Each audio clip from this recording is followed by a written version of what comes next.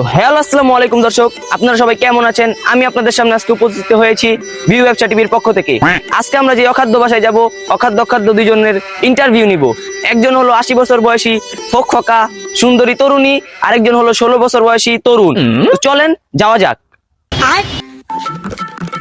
ও ভাই, আপনাকে পেয়ে আমার ভালোই লাগলো। আচ্ছা ভাই, এই বাসায় কি 80 বছর তরুণী আর 16 বছরের সেই যুবকটা আছে? শাইলা এবং শাইলার ভাতার। তুই কে আর তুই কি নিস নামা? আরে ভাই, আমাকে এভাবে অপমান করছেন কেন? আমি ভিউ ব্যবসা টিভি থেকে এসেছি। আপনাদের বাসায় দুজন যুবতী এবং যুবক থাকে না, 80 বছরের যুবতী আর 16 বছরের যুবক, তাদের ইন্টারভিউ নিতে এসেছি। তুই ফেসবুকে হলুদ সাংবাদিক না? হ্যাঁ ভাই, আমি হলুদ সাংবাদিক ফেসবুকের। হলুদ সাংবাদিকের কাছে ইন্টারভিউ দেওয়া যাবে না। হলুদ সাংবাদিক স্যার, আপনাকে ইন্টারভিউ কেউ নিবো না। থাকেন, গেলাম। ভাই ভাই ভাই ভাই ভাই ভাই ভাই ভাই আপনার মতো সাংবাদিক ভাই দরকার আমাকে। না না, এই নিউজ আমি নিবো না। ভাই আমরা ভাই ভাইরাল হতে পারবো না ভাই। না ভাই না, আমাকে চ্যানেলে ভিউ নাই দেখে আমাকে অপমান করো, এই ইন্টারভিউ আমি নিবো না। না ভাই না না না, আমাকে ভাইরাল হতে হবে ভাই ভাই। আচ্ছা আচ্ছা, চলো চলো চলো, পা দর্শক দেখে নিয়ে যেতেছি।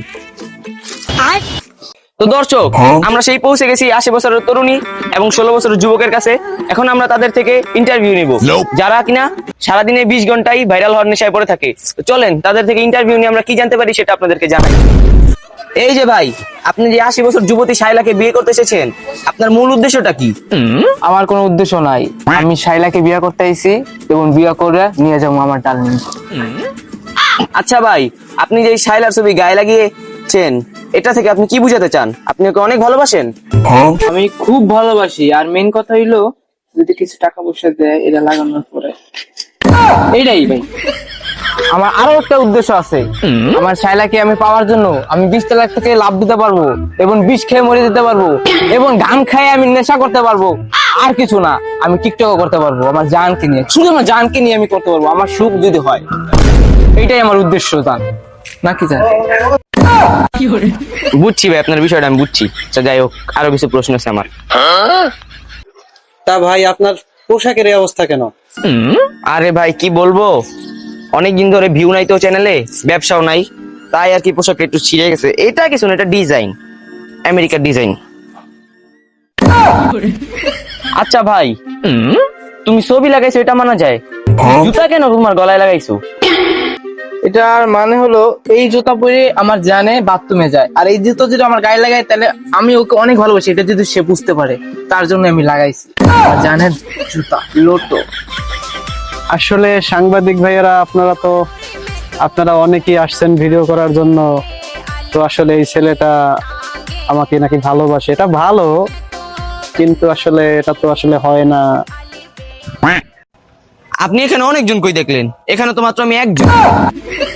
সাংবাদিক ভাই, আপনি কিন্তু উল্টা পাল্টা প্রশ্ন করতেছেন, আপনি কিন্তু আমাদের মান সম্মান নিয়ে খেলতেছেন।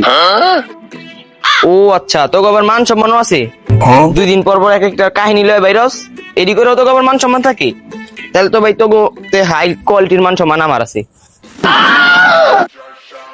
আচ্ছা আচ্ছা, ঠিক আছে ভাই, আপনাদের আরো প্রশ্ন থাকলে করতে পারেন। না থাক, আপাতত আপনাদের ইন্টারভিউ নেওয়ার আমার আর কোনো ইচ্ছা নেই। থাকেন, বাসা থেকে বউ অপেক্ষা করতেছে, হাড়ি পাতিল মাছতে আবার কাপড় দিতে হবে, আজকে শুক্রবার না। যাই। তো দর্শক, আপনারা দেখতেই পারলেন যে তাদের আমরা ইন্টারভিউ নিলাম, তারা কত নির্লজ্জ বেহাইয়া, তারা বাথরুমের জুতা গলায় ঝুলিয়ে রাখে। আর কি বলবো আমি।